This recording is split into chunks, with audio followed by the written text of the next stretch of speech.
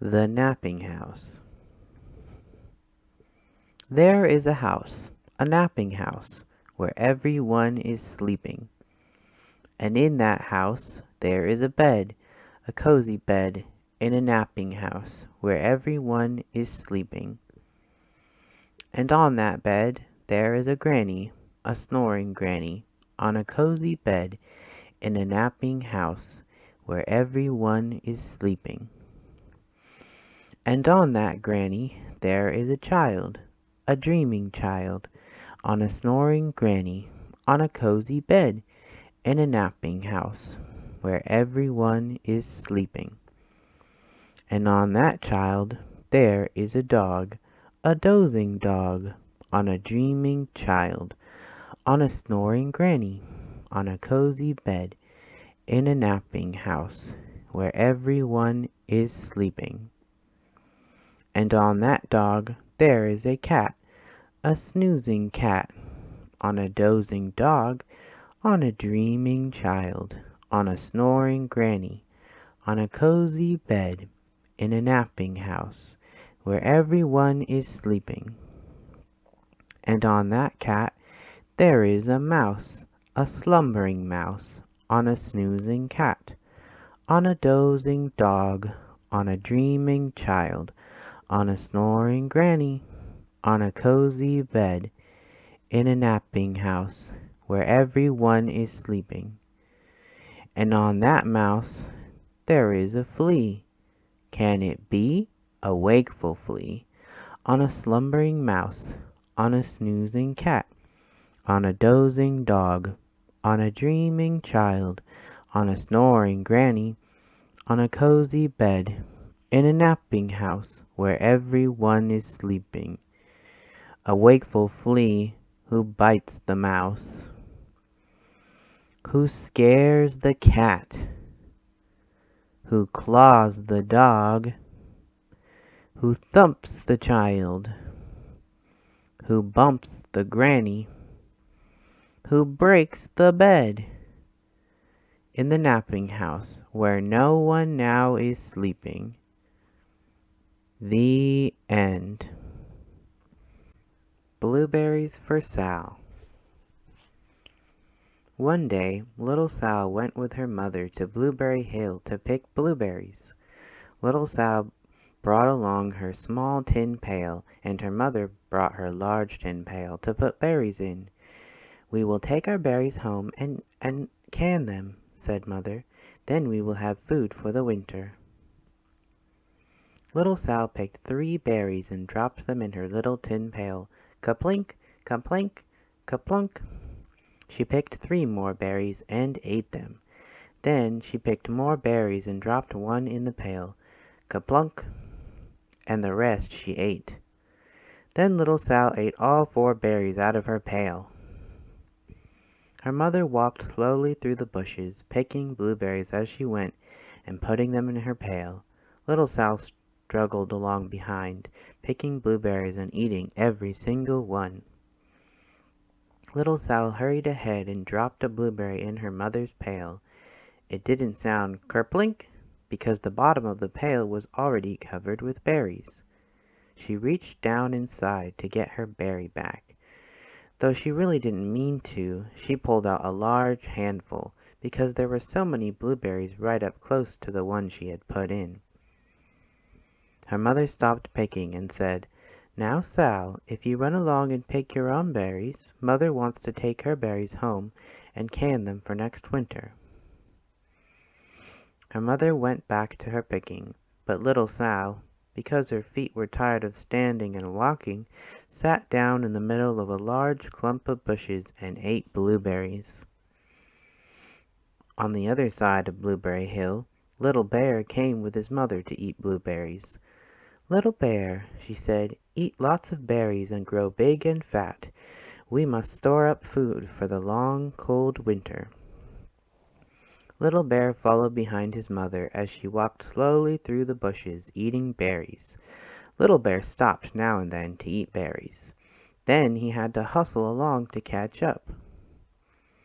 Because his feet were tired of hustling, He picked out a large clump of bushes and sat down right in the middle and ate blueberries.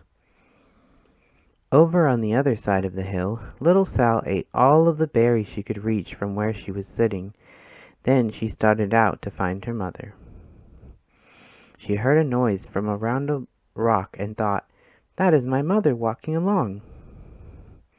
But it was a mother crow and her children, and they stopped eating berries and flew away, saying, "Caw, caw, caw." Then she heard another noise in the bushes, and thought, "That is surely my mother, and I will go that way." But it was Little Bear's mother instead. She was tramping along, eating berries, and thinking about storing up food for the winter. Little Sal tramped right along behind. By this time, Little Bear had eaten all the berries he could reach without moving from his clump of bushes. Then he hustled off to catch up with his mother.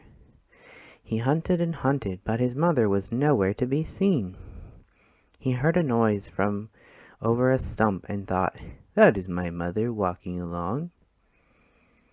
But it was a mother partridge and her children. They stopped eating berries and hurried away. Then he heard a noise in the bushes and thought, "That is surely my mother. I will hustle that way." But it was Little Sal's mother instead. She was walking along, picking berries, and thinking about canning them for next winter. Little Bear hustled right along behind. Little Bear and Little Sal's mother, and Little Sal and Little Bear's mother were all mixed up with each other among the blueberries on Blueberry Hill. Little Bear's mother heard Sally walking along behind and thought it was Little Bear, and she said, "Little Bear, munch, munch, eat all you gulp can possibly hold, swallow." Little Sal said nothing. She picked 3 berries and dropped them, ka-plink, ka-plunk, ka-plink, in her small tin pail. Little Bear's mother turned around to see what on earth could make a noise like ka-plunk. "Garumph!" she cried, choking on a mouthful of berries. "That is not my child. Where is Little Bear?" She took one good look and backed away. She was old enough to be shy of people, even a very small person like Little Sal. Then she turned around and walked off very fast to hunt for Little Bear. Little Sal's mother heard Little Bear tramping along behind and thought it was Little Sal. She kept right on picking and thinking about canning blueberries for next winter. Little Bear padded up and peeked into her pail. Of course, he only wanted to taste a few of what was inside, but there were so many and they were so close together that he tasted a tremendous mouthful by mistake. "Now, Sal," said Little Sal's mother, without turning around, "you run along and pick your own berries. Mother wants to can these for next winter." Little Bear tasted another tremendous mouthful and almost spilled the entire pail of blueberries. Little Sal's mother turned around and gasped, "My goodness, you are not Little Sal! Where, oh where is my child?" Little Bear just sat, munching and swallowing and licking his lips. Little Sal's mother slowly backed away. She was old enough to be shy of bears, even very small bears like Little Bear. Then she turned and walked away quickly to look for Little Sal. She hadn't gone very far before she heard a ka-plink, ka-plank, ka-plunk. She knew just what made that kind of a noise. Little Bear's mother had not hunted very long before she heard a hustling sound that stopped now and then to munch and swallow. She knew just what made that kind of a noise. Little Bear and his mother went home down one side of Blueberry Hill, eating blueberries all the way and full of food stored up for next winter. And Little Sal and her mother went down the other side of Blueberry Hill, picking berries all the way, and drove home with food to can for next winter, a whole pail of blueberries and 3 more besides. The end. Cloudy with a Chance of Meatballs. We were all sitting around the big kitchen table. It was Saturday morning, pancake morning. Mom was making orange juice. Henry and I were betting on how many pancakes we could eat, and Grandpa was flipping the pancakes. Seconds later, a pancake flew through the air, headed toward the kitchen ceiling, and landed right on Henry. We all laughed, even Grandpa. All the other pancakes landed in the pan. We ate all of them, even the one that landed on Henry. That night, Grandpa told us the best bedtime story ever. He said the flying pancake made him think of it. Across an ocean, over lots of huge bumpy mountains, across 3 hot deserts and 1 smaller ocean, there lay the tiny town of Chewin-Swallow. In most ways, it was like any other tiny town. It had a main street, stores, houses, trees, gardens, a schoolhouse, about 300 people, and some cats and dogs. But there were no food stores in the town of Chew-and-Swallow. They didn't need any. The only thing that was really different about Chew-and-Swallow was its weather. It came 3 times a day, at breakfast, lunch, and dinner. Everything that everyone ate came from the sky. It never rained rain, it never snowed snow, and it never blew just wind. It rained things like soup and juice. It snowed mashed potatoes and green peas, and sometimes the wind blew in storms of hamburgers. Every morning people watched the weather report on TV to find out what they would eat that day. They would even hear a prediction for the next day's food. When the townspeople went outside, they carried their plates, cups, glasses, forks, spoons, knives, and napkins with them. That way they would always be ready for any kind of weather. If there were leftovers, the people took them home and put them in their refrigerators in case they got hungry between meals. By the time they woke up in the morning, breakfast was coming down. First, there was a shower of orange juice. Then low clouds of sunny-side-up eggs moved in, followed by pieces of toast. Butter and jelly sprinkled down for the toast, and most of the time it rained milk afterward. For lunch one day, frankfurters and rolls blew in from the northwest at 5 miles an hour. There were mustard clouds nearby. Then the wind shifted to the east and brought in baked beans. A drizzle of soda finished off the meal. For dinner one night there were lamb chops, becoming heavy at times, with occasional ketchup. Periods of peas and baked potatoes were followed by gradual clearing, with a wonderful jello setting in the west. The sanitation department of Chew-and-Swallow had to remove the food that fell on the houses and sidewalks and lawns. The workers cleaned things up after every meal and fed all the cats and dogs. Then they emptied the leftovers into the ocean for the fish and turtles and whales to eat. Life for the townspeople was delicious until the weather took a turn for the worse. One day there was nothing but gorgonzola cheese all day, and the next day there were Brussels sprouts and peanut butter with mayonnaise. The next day there was only broccoli, all overcooked. Another day there was a pea soup fog. No one could see where they were going, and they could barely find the rest of the meal that got stuck in the fog. The food was getting larger and larger. One Tuesday there was a hurricane of bread and rolls all day and long and into the night. There were soft rolls and hard rolls. There was white bread and rye and whole wheat toast. No one had ever seen such big slices of bread or such large rolls before. It was a terrible day. Everyone had to stay indoors. The mess took the sanitation workers 4 days to clean up, and the sea was full of floating rolls. To help out, people piled up as much bread as they could in their backyards. It stayed there and got very hard and very stale. There was a storm of pancakes one morning, and a downpour of maple syrup that nearly flooded the town. A huge pancake covered the school. No one could get it off, so they had to close the school. Lunch one day brought 15-inch drifts of cream cheese and jelly sandwiches. Everyone ate themselves sick, and the day ended with a stomachache. There was an awful salt and pepper wind, followed by an even worse tomato tornado. People were sneezing themselves silly. The town was a mess. There were seeds and tomato pulp everywhere. The sanitation department gave up. The job was too big. Everyone feared for their lives. They couldn't go outside most of the time. Many houses had been hit by giant meatballs. Stores were boarded up, and there was no more school for the children. So they decided to leave the town of Chew and Swallow. They had to. The people made rafts out of giant pieces of stale bread glued together with peanut butter, and set sail for a new land. After sailing for a week, they reached a small, friendly town. They built houses for themselves out of their rafts. The children began school again, and the adults found jobs.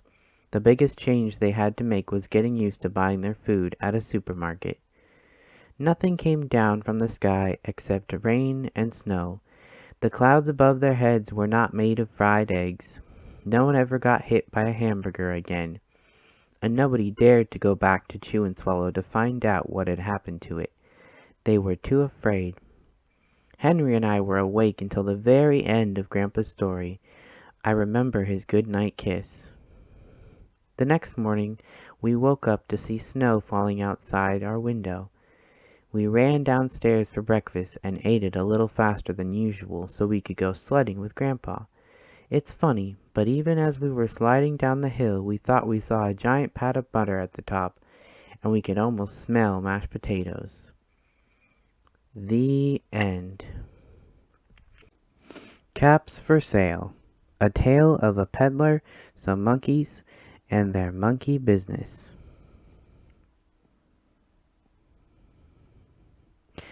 Once there was a peddler who sold caps, but he was not like an ordinary peddler, carrying his wares on his back. He carried them on top of his head.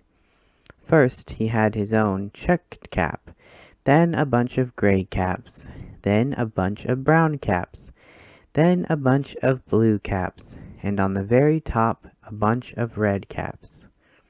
He walked up and down the streets, holding himself very straight, so as to not upset his caps. As he went along, he called, "Caps, caps for sale, 50 cents a cap." One morning, he couldn't sell any caps. He walked up the street, and he walked down the street, calling, "Caps, caps for sale, 50 cents a cap." But nobody wanted any caps that morning. Nobody wanted even a red cap. He began to feel very hungry, but he had no money for lunch. "I think I'll go for a walk in the country," he said, and he walked out of town, slowly, slowly, so as not to upset his caps. He walked for a long time, until he came to a great big tree. "That's a nice place for a rest," thought he. And he sat down very slowly under the tree and leaned back little by little against the tree trunk so as not to disturb the caps on his head. Then he put up his hand to feel if they were straight. First he checked his own checked cap, then the gray caps, then the brown caps, then the blue caps, then the red caps on the very top. They were all there, so he went to sleep. He slept for a long time.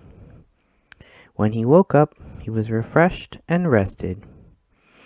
But before standing up, he felt with his hand to make sure his caps were in the right place. All he felt was his own checked cap. He looked to the right of him, no caps. He looked to the left of him, no caps. He looked in back of him, no caps. He looked behind the tree, no caps. Then he looked up into the tree, and what do you think he saw? On every branch sat a monkey, On every monkey was a gray or a brown or a blue or a red cap. The peddler looked at the monkeys. The monkeys looked at the peddler. He didn't know what to do. Finally, he spoke to them. "You monkeys, you," he said, shaking a finger at them, "you give me back my caps." But the monkeys only shook their fingers back at him and said, "Tsu, tsu, tsu." This made the peddler angry, so he shook both hands at them and said, "You monkeys, you give me back my caps." But the monkeys only shook both their hands back at him and said, "Tsu, tsu, tsu." Now he felt quite angry. He stamped his foot, and he said, "You monkeys, you better give me my caps back." But the monkeys only stamped their feet back at him and said, "Tsu, tsu, tsu." By this time the peddler was really very, very angry. He stamped both his feet and shouted, "You monkeys, you must give me back my caps." But the monkeys only stamped both their feet back at him and said, "Tsu, tsu, tsu." At last he became so angry that he pulled off his own cap, threw it on the ground, and began to walk away. But then each monkey pulled off his cap, and all the gray caps, and all the brown caps, and all the blue caps, and all the red caps came flying down out of the tree. So the peddler picked up his caps and put them back on his head. First his own checked cap, then the gray caps, then the brown caps, then the blue caps, then the red caps on the very top. And slowly, slowly, he walked back to town, calling, "Caps, caps for sale, 50 cents a cap." The end. The Story of Ferdinand. Once upon a time in Spain, there was a little bull, and his name was Ferdinand. All the other little bulls he lived with would run and jump and butt their heads together. But not Ferdinand. He liked to just sit quietly and smell the flowers. He had a favorite spot out in the pasture under a cork tree. It was his favorite tree, and he would sit in its shade all day and smell the flowers. Sometimes his mother, who was a cow, would worry about him. She was afraid he would be lonesome all by himself. "Why don't you run and play with the other little bulls and skip and butt your head?" she would say. But Ferdinand would shake his head. "I like it better here where I can sit just quietly and smell the flowers." His mother saw that he was not lonesome, and because she was an understanding mother, even though she was a cow, she let him just sit there and be happy. As the years went by, Ferdinand grew and grew until he was very big and strong. All the other bulls who had grown up with him in the same pasture would fight each other all day. They would butt each other and stick each other with their horns. What they wanted most of all was to be picked to fight at the bullfights in Madrid. But not Ferdinand. He still liked to sit just quietly under the cork tree and smell the flowers. One day 5 men came in very funny hats to pick the biggest, fastest, roughest bull to fight in the bullfights in Madrid. All the other bulls ran around snorting and butting, leaping and jumping, so the men would think that they were very, very strong and fierce and pick them. Ferdinand knew that they wouldn't pick him, and he didn't care, so he went out to his favorite cork tree to sit down. He didn't look where he was sitting, and instead of sitting on the nice cool grass in the shade, he sat on a bumblebee. Well, if you were a bumblebee and a bull sat on you, what would you do? You would sting him, and that is just what this bee did to Ferdinand. Wow, did it hurt! Ferdinand jumped up with a snort. He ran around puffing and snorting, butting and pawing the ground as if he were crazy. The 5 men saw him, and they all shouted with joy. Here was the largest and fiercest bull of all, just the one for the bullfights in Madrid. So they took him away for the bullfight day in a cart. What a day it was! Flags were flying, bands were playing, and all the lovely ladies had flowers in their hair. They had a parade into the bull ring. First came the banderillos, with long sharp pins with ribbons on them to stick in the bull and make him mad. Next came the picadores, who rode skinny horses, and they had long spears to stick in the bull and make him madder.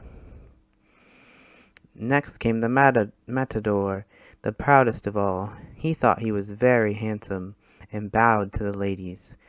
He had a red cape and a sword, and was supposed to stick the bull last of all. Then came the bull, and you know who that was, don't you?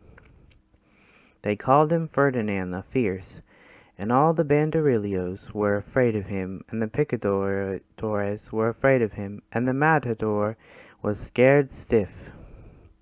Ferdinand ran to the middle of the ring, and everyone shouted and clapped because they thought he was going to fight fiercely and butt and snort and stick his horns around.